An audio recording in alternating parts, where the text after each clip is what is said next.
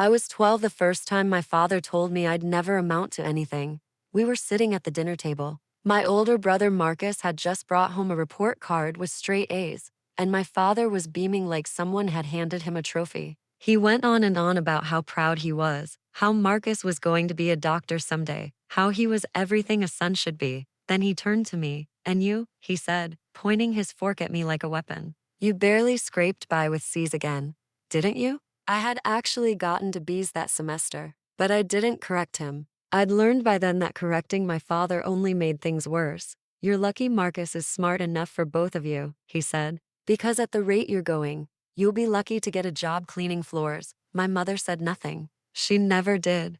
That was the beginning, but it wasn't the worst of it. Not even close. Growing up in our house meant understanding your place. Marcus was the golden child, the brilliant one, the future of the family. My younger sister Elena was the baby, the sweet one who could do no wrong. And me, I was the disappointment, the one they didn't talk about at family gatherings, the one whose name came with a sigh. My father owned a mid-sized construction company. He'd built it from nothing, and he never let anyone forget it. He was the kind of man who believed hard work was the only thing that mattered. And if you weren't good with numbers or books, you were essentially useless. He had this way of looking at me like I was something stuck to the bottom of his shoe. The comparisons were constant. When Marcus won the science fair in 8th grade, my father took him out for steak dinner, just the two of them. When I placed third in an art competition that same year, my father said, "Third place is just first loser." There was no celebration, no acknowledgement that I'd won anything at all. Every report card became a battlefield.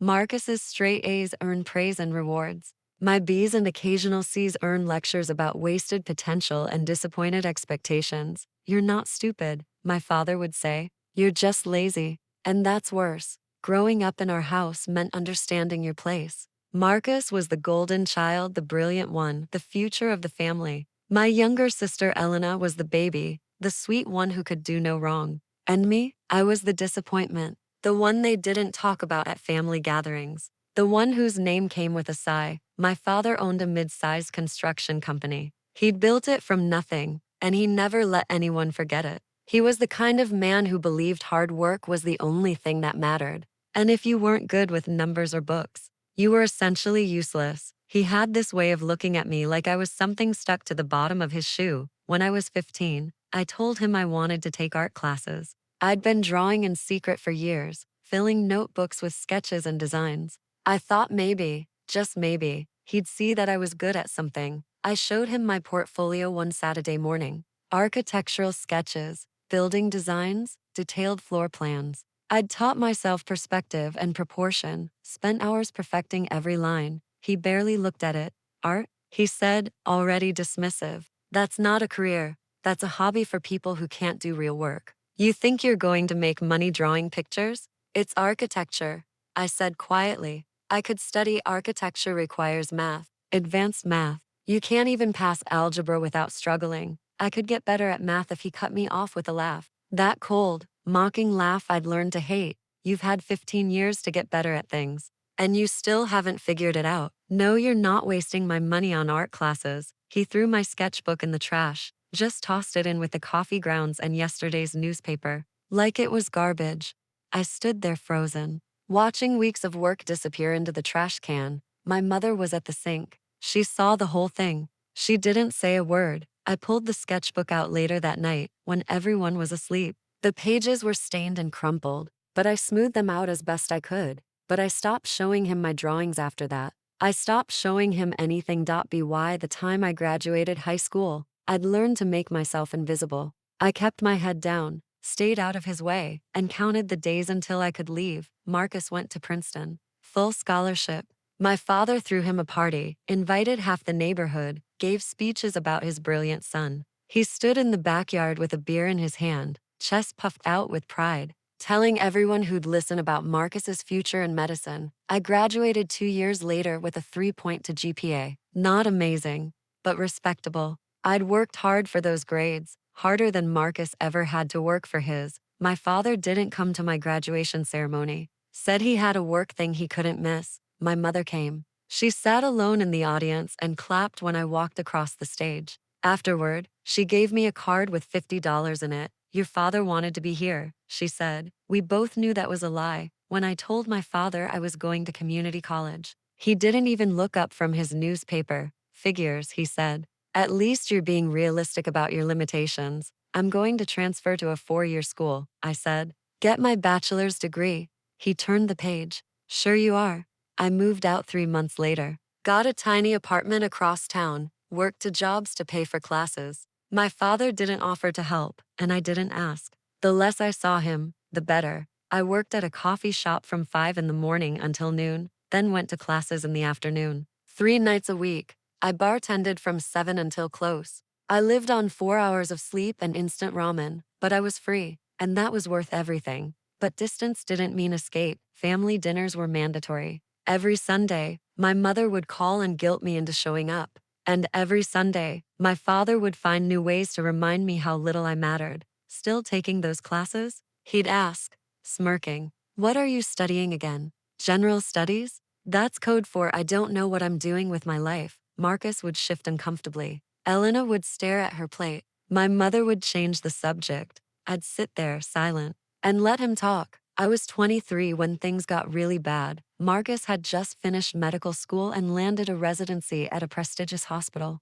My father was over the moon. He organized a family dinner at the nicest restaurant in town, white tablecloths, wine list thicker than a phone book, the whole thing. I almost didn't go. I'd been avoiding family events for months. But my mother called 3 times, and the guilt finally worked. I showed up in the nicest clothes I owned, which admittedly weren't much. A button-down shirt from a thrift store and black pants I wore to bartending shifts. I was still working retail during the day and bartending at night, trying to save money. I looked tired because I was tired. I'd pulled a double shift the day before. My father took one look at me and frowned. "You couldn't dress better than that," he said, loud enough for the table next to us to hear. "This is a nice place. You look like you just rolled out of bed." "I came straight from work," I said quietly. "Right, your little bartending gig." He said it like it was something shameful, like I was doing something morally wrong. "Marcus is about to save lives, and you're pouring drinks for drunks. Really makes a father proud." My mother touched his arm. "Honey, not tonight, I'm just being honest," he interrupted. "Someone needs to give the kid a reality check. You're what? 23 now, still taking random classes, working dead-end jobs. When are you going to get serious about your life?" "I am serious," I said. "Really?" "Because from where I'm sitting, it looks like you're drifting. No direction, no ambition, no plan." I didn't respond. I'd learned that defending myself only made things worse. The dinner went on like that. My father talked endlessly about Marcus's achievements, the surgeries he'd observed, the attending physicians who'd praised him, the career opportunities already opening up for him. Then he talked about Elena's marketing job, how quickly she was climbing the corporate ladder, how impressed her bosses were. And then there was me, sitting at the end of the table like a piece of furniture. No one knew what to do with At one point, one of my father's friends stopped by the table. They shook hands, exchanged pleasantries. My father's whole demeanor changed, became warm, animated, proud. "Bob, good to see you. Let me introduce everyone." He gestured to Marcus. "This is my oldest, Marcus. Just finished medical school at Johns Hopkins, top 15% of his class. Starting his residency next month." Bob shook Marcus's hand enthusiastically. "And this is Elena, my daughter. She's in marketing, already getting promoted after just a year." Bob smiled at Elena. Then my father gestured vaguely in my direction. "And this is my other kid." He didn't even say my name. Bob smiled politely, shook my hand without really looking at me, and moved on to talk about golf with my father. I excused myself to the bathroom and stood in the stall for 10 minutes, trying to breathe, trying not to cry, trying to remember that I wouldn't have to do this again for months. When I came back to the table, my father was showing Marcus's graduation photos on his phone to another friend, beaming with pride. And no one noticed I'd been gone. That was the night I realized something important. My father didn't just dislike me, he was ashamed of me, genuinely ashamed. And nothing I did would ever change that. So I stopped trying. I stopped going to family dinners, stopped answering my mother's calls as often. I pulled away, slowly and quietly, until I was barely part of the family at all. My father didn't notice. Or if he did, he didn't care. For the next few years, I kept my head down and worked. I finished my associate's degree, then transferred to a state university. I worked full-time and took classes at night. It was brutal, but I didn't have a choice. I didn't have family money to fall back on. I didn't have connections or support. I had myself, and that had to be enough. I graduated with a bachelor's degree at 27. No one from my family came to the ceremony. I'd mentioned it once, in passing, during a rare phone call with my mother. She said she'd tell everyone, but when the day came, I walked across that stage alone. I sat in the auditorium afterward, watching other graduates hug their families, take photos, celebrate. A father near me lifted his daughter off the ground, both of them laughing and crying. I watched and felt nothing but a hollow ache. I told myself it didn't matter, that I didn't need them, but it hurt more than I wanted to admit. After graduation, I moved to another city, started fresh, got an entry-level job at a development firm, just a project coordinator position. Nothing glamorous. I organized files, sat in meetings, took notes, but I paid attention to everything. I learned how projects were structured, how bids were evaluated, what made the difference between a winning proposal and a losing one. I stayed late, came in early, volunteered for the assignments no one else wanted. Within a year, I was promoted to junior project manager. Within 2 years, I was managing small commercial developments. Within 4 years, I was presenting to senior leadership. I didn't tell my family any of this. They never asked. The few times my mother called, she'd ask how work was. Fine, I'd say. What are you doing? She'd ask. Project management, I'd say, keeping it vague. My father never asked about my work at all. The truth was, I was building something. Slowly, carefully, and completely under the radar. I worked my way up, made connections, proved myself over and over until people started to take me seriously. I became someone whose opinion mattered in meetings, someone clients requested by name. At 30, I made director. At 31, vice president. At 32, they offered me senior VP. It took years. Years of sleepless nights, of doubt, of wondering if I was insane for even trying. But I did it. And the whole time, my father had no idea. To him, I was still the failure, the uneducated one, the kid who couldn't even get decent grades in high school. I didn't correct him. I let him think whatever he wanted, because I knew, eventually, the truth would come out, and when it did, I wanted to be there to see his face. That opportunity came on a Tuesday in October. My mother called me out of the blue, which was unusual. We talked maybe once a month, brief and surface level. But this time, she sounded excited. Your father's company is expanding, she said. He's bidding on a huge project downtown. It's the biggest deal he's ever gone after. If he gets it, it'll set him up for retirement. That's great, I said, non-committal. There's a big meeting next week with the development firm. Very important people. Your father's been preparing for months. I made a non-committal sound. Anyway, she continued, we're having a family dinner this Saturday. Your father wants everyone there to celebrate in advance, he says. You should come. I almost said no. I'd gotten good at avoiding these things, but something made me pause. What's the name of the development firm? I asked. She told me. I felt something cold settle in my chest. I'll be there, I said, that Saturday. I drove back to my hometown for the first time in almost a year. I pulled up to my parents' house just before 6. Same brick exterior, same perfectly trimmed lawn, same everything. It was like stepping back in time, except I wasn't the same person who'd left. I walked in without knocking. Old habit.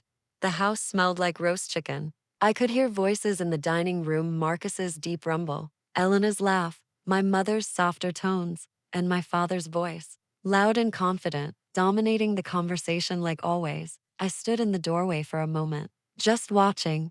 Marcus saw me first. His face lit up. Hey, you actually came. Everyone turned. My mother smiled and rushed over to hug me. Elena waved from her seat. My father glanced up, nodded once, and went back to his conversation with Marcus about the upcoming project. No hello, no good to see you. Just a nod. I sat down at the far end of the table. The same seat I'd occupied for years. The quiet one. The forgotten one. Dinner started, and my father immediately launched into a monologue about his company, the expansion, the big meeting coming up. This project is going to change everything, he said, gesturing with his wine glass.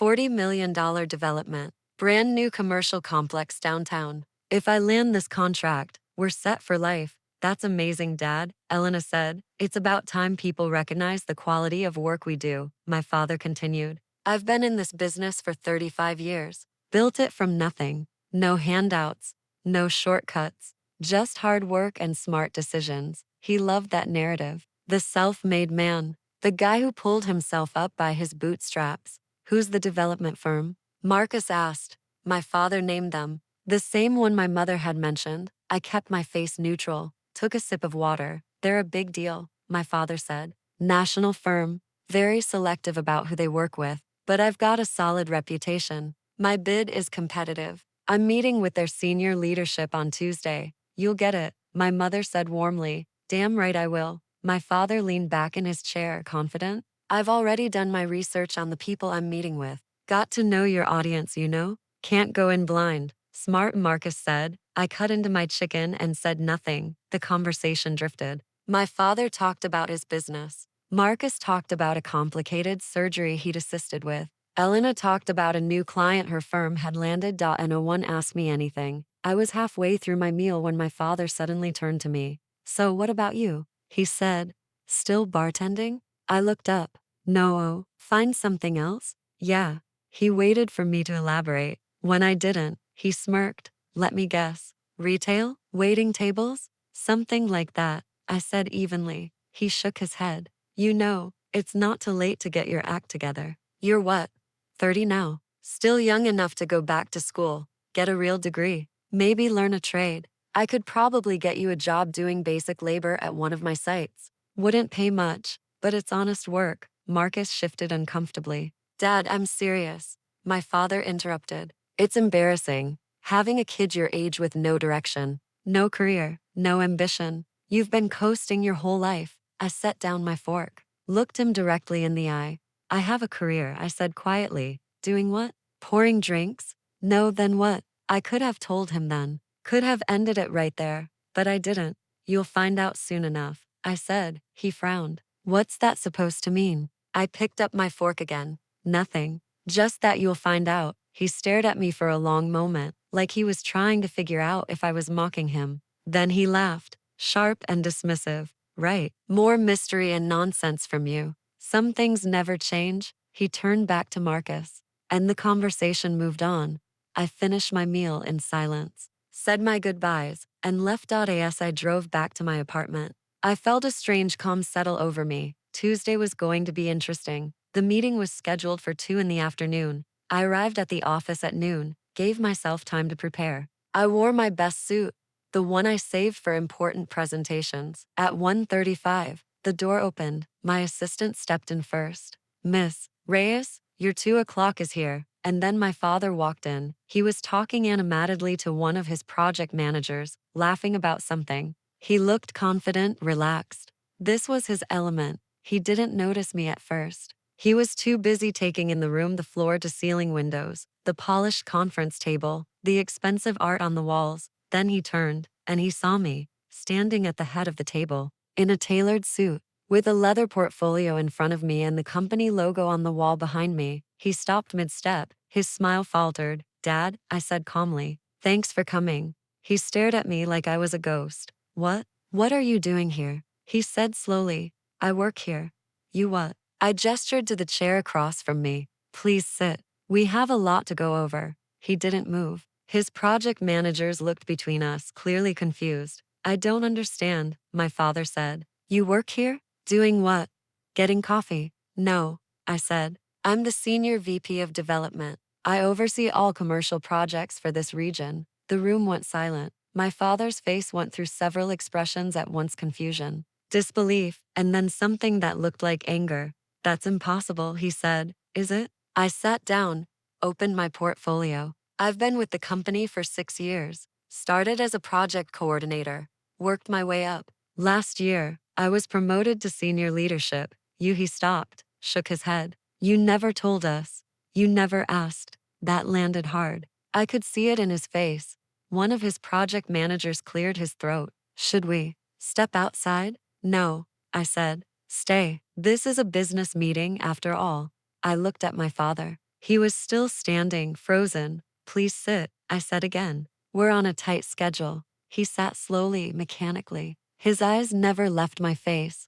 I opened my portfolio, pulled out his proposal. Let's begin, I said. I've reviewed your bid for the downtown commercial complex. I have several concerns. My father found his voice. Concerns? Your timeline is aggressive, possibly unrealistic, given the scope. I've been doing this for 35 years, he said, defensive. I know how to manage timelines. I'm sure you do. But this is a $40 million mixed-use development. Have you completed projects of this scale before? He hesitated. Not this exact scale, but so no, the word hung in the air. I continued. Your pricing is also high, approximately 15% above your competitors. Quality costs money, he said, of course. But these other firms also deliver quality, and they're doing it more efficiently. I turned my tablet toward him, showed him the comparison. He stared at the numbers. I watched the color drain from his face. Your portfolio is solid, I continued, but it's residential focused. This project requires expertise in commercial construction, retail integration, and municipal compliance. I'm not seeing evidence of that experience. I can handle it, he said, but his voice was weaker now. Can you? Because if you can't, this project fails. And that failure affects my company, the city, and hundreds of future tenants. I can't take that risk based on confidence alone. He looked at me like he'd never seen me before. You're really going to turn me down, he said quietly. I'm going to recommend we pursue other options. The final decision rests with the executive team. But my recommendation carries significant weight because I'm your father. No, because your bid isn't good enough. The words were simple, clinical, true. I closed my portfolio. You'll receive our official decision within the week, I said. Thank you for your time. I stood. The meeting was over. My father didn't move. His project managers stood awkwardly. That's it. My father said, that's it. You can't, he stood abruptly. I'll talk to your supervisor, your boss. My boss is the CEO, I said calmly. And he trusts my judgment completely. But you're welcome to try. His face went red. This is personal. You're abusing your position. If you believe that, you're welcome to file a formal complaint. But you'll have to explain why your daughter, the one you've publicly called worthless for years, is now in a position to evaluate your work. I don't think that's a conversation you want to have. The fight went out of him. He stood there, deflated, smaller than I'd ever seen him. I walked to the door, held it open. Have a good day, Mr. Chen. His project managers filed out. My father followed, moving like a man in a dream. As he passed me, he stopped. Why? He whispered. Why didn't you tell us? I looked at him, really looked at him. You never gave me a reason to, I said. I closed the door. At one point, he tried to recover, tried to slip back into the confident persona he always wore. Look, he said, I know. I didn't realize what you were doing, but that doesn't change the fact that my company does quality work. I've been in this industry for 35 years. I know what I'm doing. I'm sure you do, I said. But this is a $40 million project. We're not making decisions based on history. We're making them based on who can deliver the best results. And you don't think I can? I met his eyes. I think your bid is overpriced and your timeline is unrealistic. He flinched like I'd slapped him. We have 3 other contractors bidding on this project, I continued. All of them have stronger portfolios and more competitive pricing. I'm sorry, but I don't see a scenario where your company is the best fit. He stopped. Started again. You're turning me down? I'm doing my job. I'm your father, and this is business. The room was so quiet I could hear the air conditioning. My father stared at me, really looked at me, maybe for the first time in my life. You're doing this to punish me, he said quietly. No, I said. I'm doing this because your bid isn't good enough. If you want to interpret that as punishment, that's your choice. He opened his mouth, closed it. He looked lost. One of his project managers shifted in his seat. Mr. Chen, maybe we should. I built you, my father said suddenly, cutting him off. His voice was shaking now. I gave you a roof over your head, food on the table. I raised you. You did, I said. And you spent every day of my childhood telling me I was worthless, that I'd never amount to anything, that I was an embarrassment. I was trying to motivate you. You were trying to break me. He flinched again. I closed my portfolio. This meeting is over. You'll receive our official decision by email within the week. Thank you for your time. I stood. My father didn't move. That's it. He said, "You're just dismissing me?" "Yes." "You can't," he stood abruptly. "You can't do this. I'll go over your head. I'll talk to your boss." My boss is the CEO," I said calmly. "And he trusts my judgment completely. But you're welcome to try." His face went red. This is personal. You're abusing your position. I could report you." You could." I agreed. "But you won't, because if you make a formal complaint, you'll have to explain why your daughter, who you've publicly called uneducated and worthless for years, is now in a position to reject your bids. And that's not a conversation you want to have." The fight went out of him. He stood there, deflated, smaller than I'd ever seen him. "Why?" he said quietly. "Why didn't you tell us?" "Because you never gave me a reason to." I walked to the door, held it open. "Have a good day, Mr. Chen." His project managers stood awkwardly. My father followed them out, moving like a man in a dream. As he passed me, he stopped. "I'm sorry," he said. His voice was barely a whisper. I looked at him, saw the regret in his eyes, the sudden desperate need for forgiveness. "No, you're not," I said. "You're embarrassed. There's a difference." I closed the door before he could respond. I stood there for a moment, alone in the conference room. My hands were shaking. My heart was pounding, but I felt lighter than I had in years. That evening, my phone rang. It was my mother. I let it go to voicemail. She called again an hour later. Then Marcus called. Then Elena. I turned off my phone and sat in my apartment in the dark. The next day, I received an email from my father's company, formally withdrawing their bid. A week later, my mother showed up at my office. The receptionist called me, sounded uncertain. "There's a woman here who says she's your mother. She doesn't have an appointment." I could have sent her away, but I didn't. "Send her up," I said. She arrived 5 minutes later. She looked older than I remembered, tired, her hands twisted around the strap of her purse. "Can we talk?" she asked quietly. I gestured to the chair. The same chair my father had sat in a week ago. She sat, looked around my office, took in the view, the diplomas on the wall, the framed awards. "I didn't know," she said. "Please, just talk to him. He's devastated." I looked at her, really looked at her. "Where were you?" I asked. "All those years. Every time he put me down, dismissed me, told me I'd never amount to anything. Where were you?" She went pale. "You sat there," I continued. "You watched him throw away my sketchbook, watched him refuse to come to my graduation, watched him introduce me as my other kid to his friends. You saw everything, and you did nothing." A tear rolled down her cheek. "I'm sorry," she whispered. "I know you are. But sorry doesn't fix 30 years.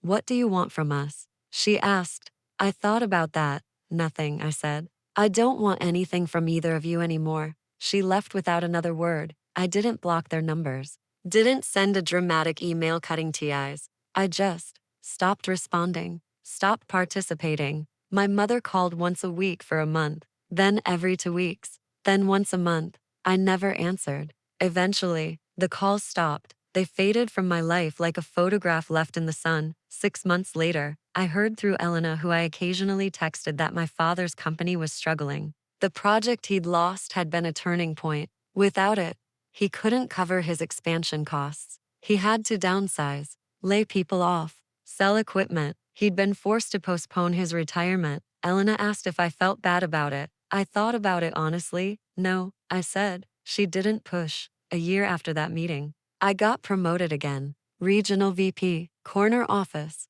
My name on the company website. I bought myself a bottle of expensive champagne and drank it alone in my apartment. I thought about calling my father. Thought about sending him a photo of my new office, my new title. Thought about asking him if he was proud now, but I didn't, because the truth was, I didn't need his pride anymore. I didn't need his approval or his validation or his too late apologies. I'd built something real, something that belonged to me and me alone, and that was enough. I still see my siblings sometimes. Marcus and I get lunch every few months. We talk about work, about safe things. He never asks me to forgive our father. I think he understands. That ship has sailed. Elena and I text regularly. She sends me memes, asks for career advice. She's the only one who seems to understand that I'm not angry, I'm just done. I don't go to family gatherings. Don't participate in holidays. Don't ask about our parents. It's better this way. Cleaner.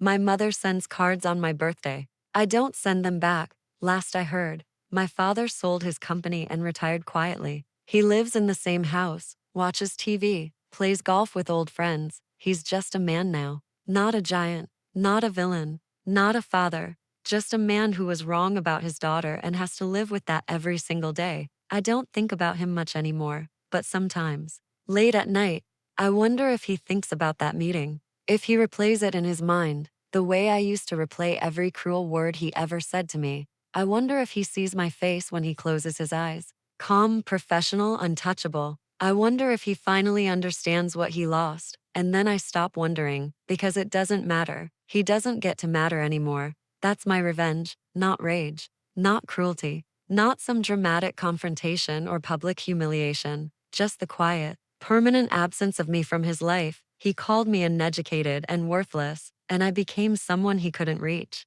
couldn't touch, couldn't diminish, someone he spent 30 years underestimating, only to discover too late that I'd become everything he said I'd never be. I didn't need his approval. In the end, I didn't need his pride or his love or his recognition. I needed nothing from him, and that nothing that vast, unbridgeable distance between who he thought I was and who I actually became that became everything. I walked away without looking back, and I've never regretted it for a second.